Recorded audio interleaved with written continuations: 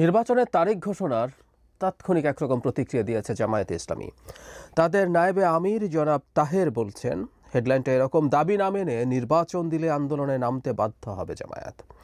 তিনি এটাকে ইতিবাচক হিসাবে দেখেছেন ঘোষণাটাকে, কিন্তু কয়েকটা কথা বলেছেন, সেগুলো নিয়ে কথা বলতে চাই। এবং জামায়াতকে নির্বাচন প্রতিরোধ করার, আন্দোলন করার সক্ষমতা রাখে কিনা সেই আলাপ, এবং তারা আদৌ চাইবে কিনা, প্রতিরোধ করা দূরেই থাকুক, নির্বাচন থেকে দূরে থাকার চিন্তাও তারা করবে কিনা সেই প্রসঙ্গে আলোচনা করতে চাই। তার আগে তার বক্তব্যটা একটু জানি। জনাব তাহের বলছেন, ফেব্রুয়ারিতে ঘোষণা ইতিবাচক, এটা নিয়ে দলগুলোর সঙ্গে আলাপ করে নির্বাচন ঘোষণা দিলে ভালো হতো, নির্বাচন উপযোগী পরিবেশ এখনও নিশ্চিত হয়নি।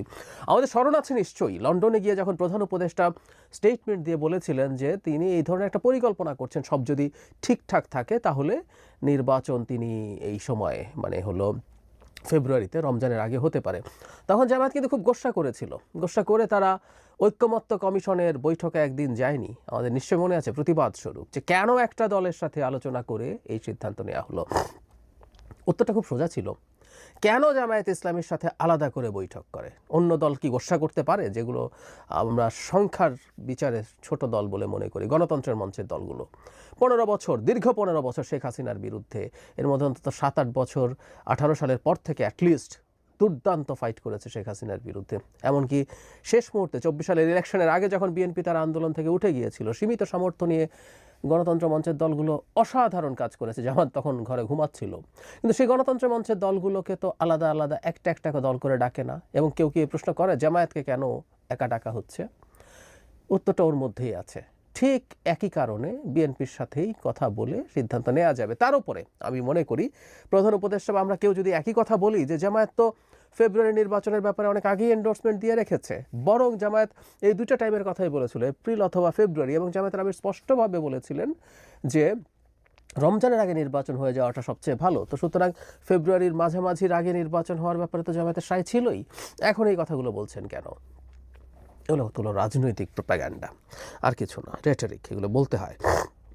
যাই হোক, একটা জায়গায় তিনি এসে বললেন যে জুলাই ঘোষণাপত্র সনদের আইনি ভিত্তি অন্তর্বর্তীকালীন সরকার এগিয়ে দিতে হবে, এবং সংস্কার, গণহত্যার বিচার ও সুষ্ঠু নির্বাচনের প্রত্যাশার কথা জানিয়ে তিনি বলেন, দাবি না মেনে নির্বাচন দিলে আন্দোলনে নামতে বাধ্য হবে জামায়াত। এটা হলো মূল কথা। বেশ কিছুদিন থেকে সংস্কার, বিচার এগুলোকে শর্ত হিসেবে দেখানোর চেষ্টা করছেন এনসিপির সাথে অ্যালাইন্ড হয়ে। এনসিপি যা বলছে জামাত এইসব ইস্যুতে ঠিক তাই বলছে, খুব সংস্কার চান তারা।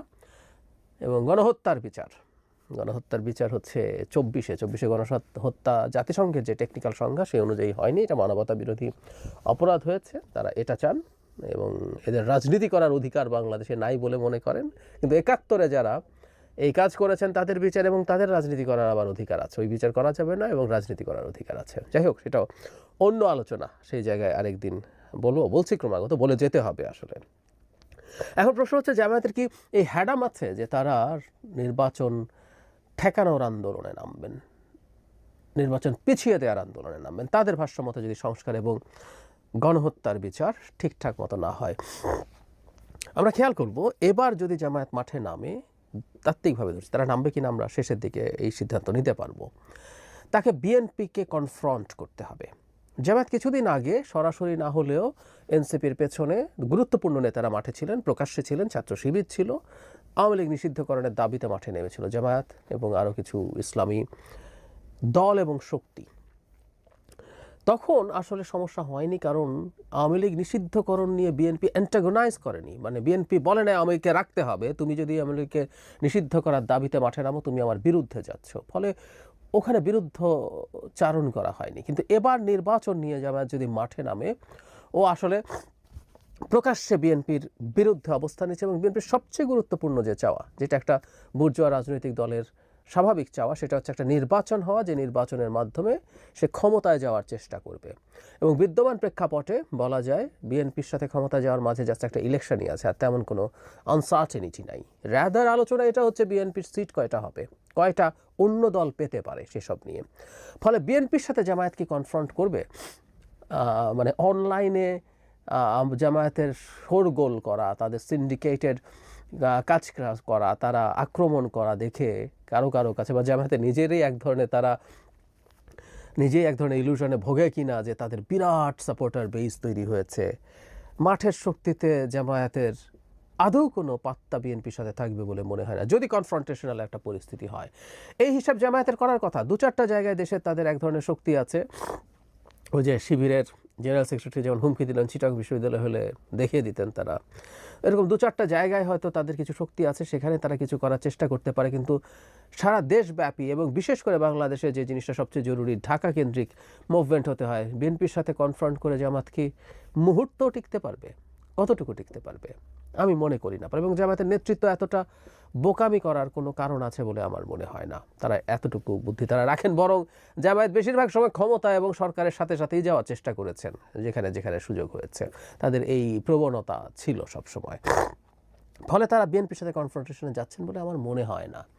কিন্তু তারা একটা কাজ করবেন কিনা এখন সেই প্রশ্নও আছে। কারণ তারা এই আলাপ কখনো যদি আনেন, এনসিপি অ্যাটলিস্ট আনছে, কিন্তু এই দুটো দল মিলে যদি এই চিন্তা করে জামায়াত এবং এনসিপি যে তারা নির্বাচনে যাবেন না, নির্বাচন ঠেকানোর জন্য আন্দোলনের নাম মানে কনফ্রন্ট করা, কিন্তু নির্বাচন করব না, কেউ বলতেই পারেন যে একটা গণতান্ত্রিক রাজনৈতিক দল, সে তার মতো করে এই সিদ্ধান্ত নিতে পারে।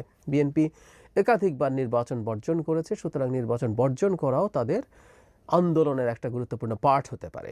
এবং আমি বলেছি আগেও, আবারও বলতে চাই, আওয়ামী লীগ নিষিদ্ধকরণের সাথে আসলে এরা ফ্যাসিস্ট দল ইত্যাদি ইত্যাদি না। প্রধান কারণ আওয়ামী লীগ নিষিদ্ধ হয়ে যাওয়ার কারণে জামায়াত এবং এনসিপি গুরুত্বপূর্ণ হয়ে উঠল। ধরলাম এই দুটো দল নির্বাচনে গেল না, আওয়ামী লীগ যদি নির্বাচনে যেত, তাদের ব্যানারে যদি লোকজন পার্টিসিপেট করতো, তারা বিএনপির সাথে যদি বিপক্ষে ফাইট করতে, এটা একটা গ্রহণযোগ্য নির্বাচন হয়ে যেত।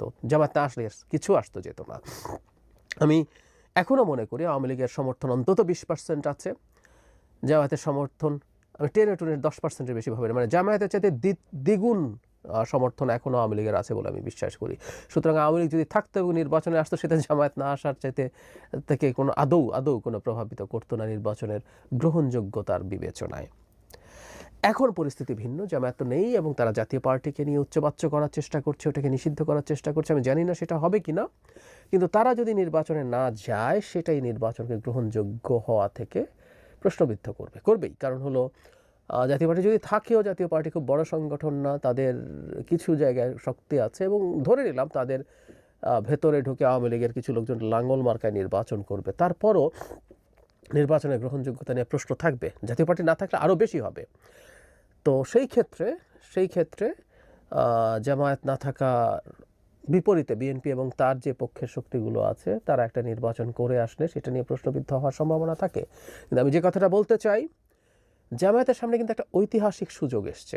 জামায়াত সিট কত পাবে জানি না, আমার বিবেচনায় জামায়াত যদি একা নির্বাচন করে সর্বোচ্চ 15টা সিট পেতে পারে। ইসলামী দল এবং জোট যদি একত্র হয়, অনেকে মনে করেন এটা একটা বিরাট শক্তি হবে, ইসলামী আন্দোলন সহ আরও অনেকেই, তারপরও সিট 5-7টার বেশি বাড়বে বলে আমি মনে করি না, সত্যিই মনে করি না। তাদের ভোটের সংখ্যা বাড়তে পারে, কিন্তু ফার্স্ট পাস দ্য পোস্টে জেতার জন্য যে সংখ্যার ভোট প্রয়োজন, সেটা তারা বেশিরভাগ জায়গায় পাবেন না। এই ইলেকশন অ্যানালিসিস আরেকদিন করব। তো সেই জামাত যত সিটই পাক, এমনকি সর্বনিম্ন যে সে একা ভোট করছে এবং 15 সিট পাচ্ছে, কিন্তু সেটা দ্বিতীয় সর্বোচ্চ। এবং বাংলাদেশে আমি যতদূর জানি যে 10% সিট পাওয়ার শর্ত নাই বিরোধী দল হওয়ার জন্য ফর্মালি। তো তাহলে তারা বাংলাদেশের ইতিহাসে প্রথমবারের মতো বিরোধী দল হবে, অফিসিয়াল বিরোধী দল পার্লামেন্টে। এটা তাদের রাজনীতির জন্য একটা বিরাট পাওয়া হবে বলে আমি ধারণা করতে পারি। বরং এই সিটের সাথে তারা নির্বাচনে গিয়ে বিএনপির সাথে নেগোশিয়েট করতে